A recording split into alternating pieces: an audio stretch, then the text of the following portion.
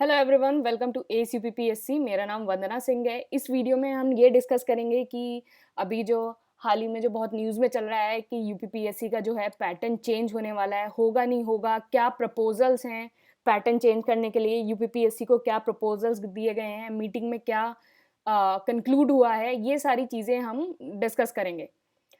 तो देखो, पैटर्न अगर चेंज भी होगा तो कुछ बेसिक चीज़ें जो हैं वो एज इट इज़ रहेंगी।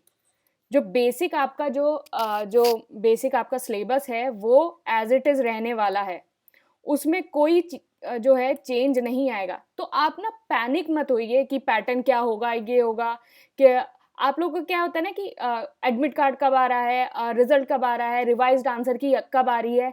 देखो, यूपीपीएससी कोई कॉन्फिडेंशियल चीज़ें नहीं निकालता है कि हाँ कि कॉन्फिडेंशियल चीज़ें निकाल दी, सिर्फ 15-20 लोगों को पता चल रहा है, बाकी लोगों को नहीं पता चलेगा। यूपीपीएससी की खुद की वेबसाइट है, जो भी चीज़ें जहाँ आएंगी वो सबको पता चलेंगी, वो सबको पता चलेंगी, वो सबके लिए आप एक्सेसिबल हैं, आप सब लोग इसको एक्सेस कर सकते हैं। तो किसी से कुछ पूछने की ज़रूरत नहीं है, आप बार-बार यूपीपीएससी की वेबसाइट चेक करते रहो और सब कुछ पता चलता रहेगा। तो देखो, पैटर्न चेंज होने की जो बात आ रही है कि क्या प्रपोज़ल गए हैं पैटर्न चेंज होने में, वो ये है वो ये है कि जो आपका पहला तो ये है कि सीसेट जो है वो हटाया जाए, कि सीसेट जो है वो नहीं होना चाहिए, सीसेट हटाया जाए। दूसरा जो प्रपोज़ल ये गया है कि ऑप्शनल को भी हटाया जाए, ऑप्शनल को हटाया जाए और इसकी जगह जो है आपका जो या तो यूपी जीके का पेपर कर लिया जाए, यूपी जीके का पेपर कर लिया जाए मेंस में, और ये कर लिया जाए। और कुछ डिमांड थी वो 2021 से ही जो है वो मतलब हो जाएँगी। पहला कि स्केलिंग होगी वो 2021 से ही आपका शुरू हो जाएगा। दूसरी चीज़ होगी आपकी, एक तो आपका स्केलिंग होगा, दूसरी चीज़ होगी कि जैसे क्या होता था कि इंग्लिश मीडियम वाले और हिंदी मीडियम वाले बच्चों की जो कॉपी है वो इंटरचेंज होके चेक होती थी कि हिंदी वाले का इंग्लिश वाला चेक कर रहा है, इंग्लिश वाले का हिंदी। तो अब वो ऐसा नहीं होगा, इंग्लिश वाला तो इंग्लिश वाला चेक करेगा, हिंदी वाला जो है तो वो हिंदी वाला चेक करेगा। तो ये सारी चीज़ें तो है इसी बार से वैलिड हो जाएँगी। 2022 का जब नोटिफ़िकेशन आएगा तो उसको तब देखा जाएगा। देखो, 2022 का जो नोटिफ़िकेशन है वो अराउंड आपका फ़ेब में आ जाएगा। फ़ेब में नोटिफ़िकेशन आ जाएगा तो आपके पास 2 मंथ्स हैं। 2 मंथ्स हैं अभी, फ़ेब में नोटिफ़िकेशन आ जाएगा। मुझे लगता है नोटिफ़िकेशन से पहले ये एक नोटिस या सर्कुलर जो है वो जारी करेंगे कि ये पैटर्न जो है चेंज हो रहा है, या जिस तरह से भी जैसे पहले जो है आयोग ने जब 2018 में जब पैटर्न चेंज हुआ था तो बताया था पहले ही, तो मुझे लगता है उस तरह से बताया जाएगा। तो आप ये मान लें, अगर पैटर्न चेंज हुआ तो दिसंबर लास्ट या फिर जनवरी मिड, इसके अराउंड जो है आपको पता ही चल जाएगा कि क्या-क्या चीज़ होने वाली है। तो अभी जो है इन सब चीज़ों के बारे में सोचना बंद कर दो कि पैटर्न क्या होगा, क्या नहीं होगा, क्योंकि अभी बेसिक जो है, जो बेसिक है वो अभी भी बहुत है पढ़ने के लिए। बेसिक आपका क्या हो गया कि जो आपका प्रीलिम्स है, उसमें जो आपका जीएस है एंड करंट अफेयर्स है, वो तो अभी भी पढ़ना है ना। सीसेट पे डाउट है, ये तो अभी भी पढ़ना है, तो ये तो अभी भी पढ़ना है, तो इसके लिए तो अभी भी तैयारी करनी है ना। पॉलिटी आपको अभी भी पढ़ना है, हिस्ट्री भी पढ़ना है, ज्योग्राफी भी पढ़ना है, इकोनॉमिक्स भी पढ़ना है, एनवायरनमेंट भी पढ़ना है, तो ये सारी चीज़ें तो आपको अभी भी पढ़नी है। तो इन चीज़ों पे फ़ोकस करो ना, आप क्यों ये सोच रहे हो कि पैटर्न क्या चेंज होगा? ये सब आपने फिनिश कर लिया? ये सब नहीं फिनिश करा है ना, तो पहले इस इन सारी चीज़ों को पढ़ो कि सीसेट के पीछे पड़े हुए हो। सीसेट तो आप जो है, अगर आपका जनवरी में अगर आपको पता भी चल गया, चलो अगर जनवरी में भी नहीं पता चला, फ़रवरी में तो नोटिफ़िकेशन आ ही जाएगा ना।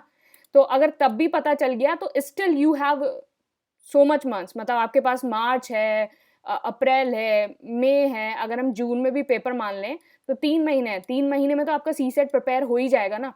तो 3 महीने में तो हो ही जाएगा।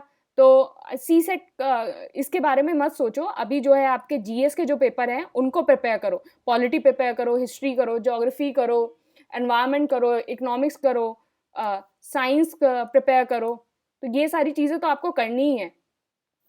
फिर अब आता है मेंस की। देखो मेंस में जो है आपका GS1 एज इट इज़ रहने वाला है, 2 एज इट इज़ रहने वाला है, 3 एज इट इज़ रहने वाला है, 4 एज इट इज़ रहने वाला है, ऐसे ऐसे रहने वाला है, हिंदी ऐसे रहने वाला है। और यहाँ बात बची ऑप्शनल की। देखो 80% जो आपका सिलेबस है वो एज इट इज़ ही रहने वाला है, उसमें कोई चेंजेस नहीं आने वाले हैं। 80% सिलेबस में कोई चेंजेस नहीं आने वाले हैं। पैटर्न जो भी हो, पैटर्न जो भी हो, कोई मतलब नहीं है। 80% चीज़ें तो पहले अपनी प्रिपेयर करो, 80% चीज़ें प्रिपेयर करो, 20% के बारे में सोच के कि ये पैटर्न चेंज होगा या नहीं होगा। 20% थोड़ी देर के लिए होल्ड कर सकते हो, 20% थोड़ी देर के लिए होल्ड कर सकते हो, लेकिन अपना जो है 80% तो प्रिपेयर करो, 80% प्रिपेयर करो। सारे जो है ऑल GS सब्जेक्ट्स अपने प्रिपेयर कर लो। उनकी बेसिक बुक, स्टैंडर्ड बुक, मैंने वीडियो बना रखा है कि how to prepare for UPPSC 2022 prelims और मेंस की दोनों स्ट्रैटेजी शेयर कर रखी हैं, तो आप उस वीडियो को देख सकते हो। उस वीडियो को देखो और अपना बेसिक तो क्लियर करो। अपनी जो है फाउंडेशन अच्छे से बनाओ, अपनी फाउंडेशन अच्छे से बनाओ। बाकी चीज़ें जो एड ऑन होंगी या फिर ख़त्म होंगी वो देखा जाएगा। जो बाकी चीज़ें एड ऑन और ख़त्म होगी वो देखा जाएगा। पहले अपनी जो है, जो अपनी फाउंडेशन है उसको कंसोलिडेट करो, उसमें कोई गलती नहीं होनी चाहिए। देखो जो भी अगर पेपर 1 जो आपका प्रीलिम्स का पेपर 1 है वो तो सेम रहने वाला है ना, और वो ही आपका बहुत डिसाइडिंग पेपर होता है।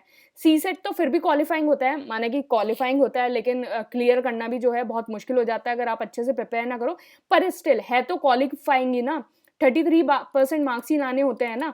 लेकिन यहाँ तो जो है, यहाँ तो बिल्कुल एकदम एकदम एड़ी चोटी का जोर लगाना होता है कट ऑफ निकालने के लिए। तो यहाँ जितने अच्छे मार्क्स लेके आओगे उतने चांसेस, उतना कॉन्फिडेंस ज़्यादा रहेगा, उतने चांसेस अच्छे होंगे मेंस को लिखने के लिए। तो अपना जो है 80% जो है उस पे फोकस करो। अभी जब नोटिफिकेशन आएगा हम उसको डिस्कस करेंगे कि अब आगे क्या करना है, कैसे अपनी स्ट्रैटेजी बनानी है, लेकिन अभी 80% पे तो आप फोकस करो अच्छे से। 80% फोकस करो। देखो कुछ कह नहीं सकते हैं, सिलेबस सेम भी रह सकता है और चेंजेस भी आ सकते हैं, तो कुछ कह नहीं सकते हैं। तो जब तक ऑफिशियल नोटिफिकेशन नहीं आ जाता है तब तक डोंट रिलाई ऑन एनीथिंग। लेकिन हाँ, आप ये कर सकते हो कि focus on 80% part of your syllabus. तो अभी इतना करो, ज़्यादा इधर उधर भागने की ज़रूरत नहीं है। ज़्यादा चीज़ों को ये मत देखा करो कि रिजल्ट कब आ रहा है। जब रिजल्ट आएगा आप अपनी प्रिपरेशन को जारी कंटिन्यू रखो ना, कि रिवाइज्ड आंसर की कब आ रही है, जब आएगी आएगी। हाँ, देखो ये तो है नहीं कि अगर कुछ हुआ तो आप सब कुछ छोड़ दोगे, आपको प्रिपरेशन तो तब भी करनी है ना। वो बहुत रेयर होते हैं कि this is my last attempt, this is my last try, फिर उसके बाद मैं छोड़ दूंगा। लेकिन मेजॉरिटी ऑफ द पीपल तो वो होते हैं ना जिनको कंटिन्यू अपनी प्रिपरेशन रखनी है। तो आप जो भी रिजल्ट आए आपको पढ़ना तो है ही, प्रीलिम्स के भी लिए भी पढ़ो, मेंस के लिए भी पढ़ो, दोनों प्रिपरेशन अपनी इंटीग्रेट करके चलो, और फिर तभी जो है वो चीज़ें स्मूथ हो पाएंगी। तो देखो अभी जो GS है वो आपको बिल्कुल अभी ऐसे ही पढ़ना है, कुछ GS में चेंज नहीं हुआ है, तो आपको GS पे उतना ही फोकस रखना है, वही बुक पढ़नी है, वही स्ट्रैटेजी फॉलो करनी है। तो आप इसको अच्छे से पढ़िए, इधर उधर भागने की आपको कोई ज़रूरत नहीं है। Thank you and all the best.